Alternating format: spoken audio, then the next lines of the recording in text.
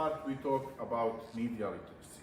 What is media literacy? Media literacy is first of all ability, and its ability to quality assess, analyze, evaluate, create, and participate in society based on the messages in different forms and formats.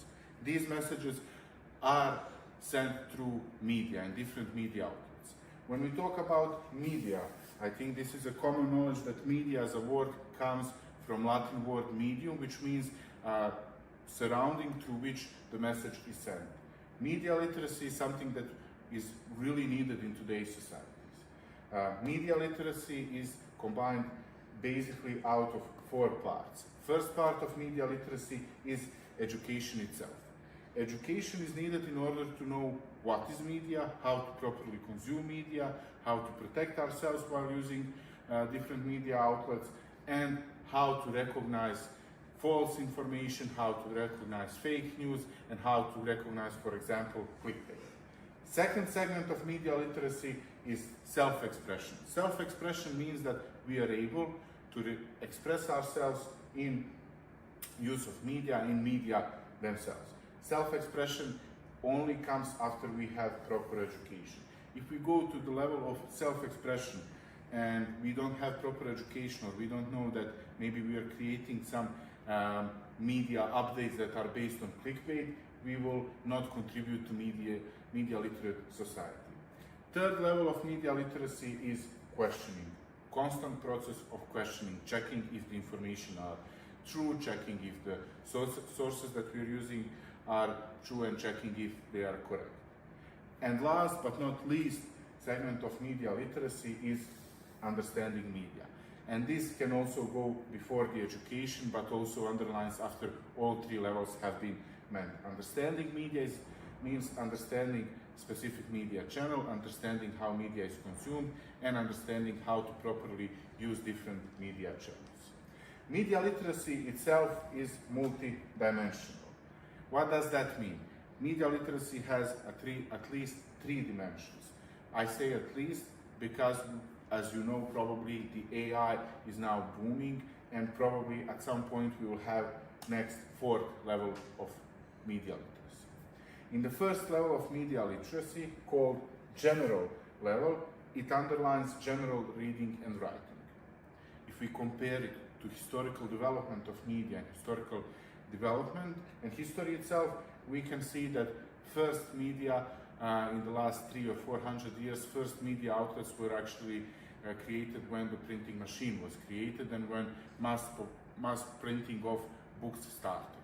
And at that time we needed some general reading and writing skills. Also today, in order to consume media, we need some general reading and writing. We cannot consume any media if we don't know how to read or how to write. We can maybe consume it in a smaller level, but not sufficient enough.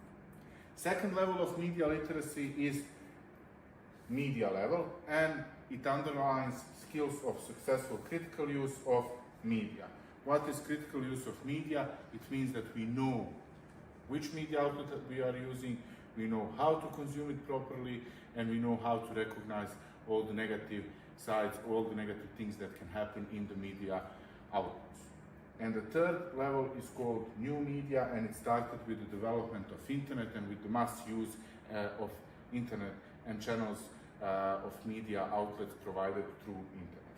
Third level underlines successful critical use of new media, mostly produced through the internet, mostly delivered through internet as the main channel.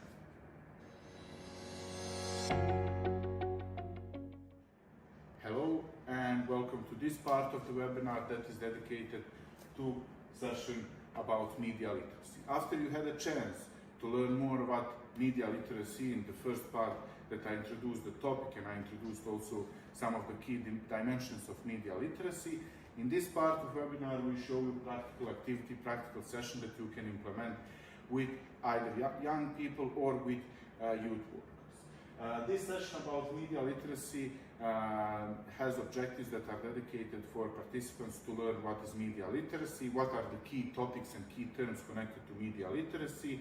They will analyze a bit apps they use and develop a bit of critical thinking and critical understanding of the apps they use.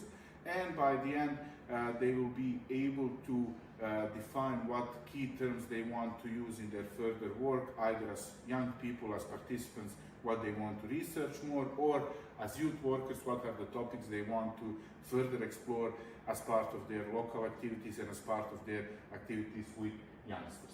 Activities initially developed for a duration of 75 minutes, but of course if you have more advanced group, it can take longer and you can dedicate more time to discussions, or if you have less advanced group, maybe it can be done even in an hour. You can cut some of the steps in the process. Minimum number of participants is 10, maximum number is 40. We suggest to work with groups between 20 and 30 participants in order to have everyone equally involved and have a chance to participate in each section, each step of the workshop.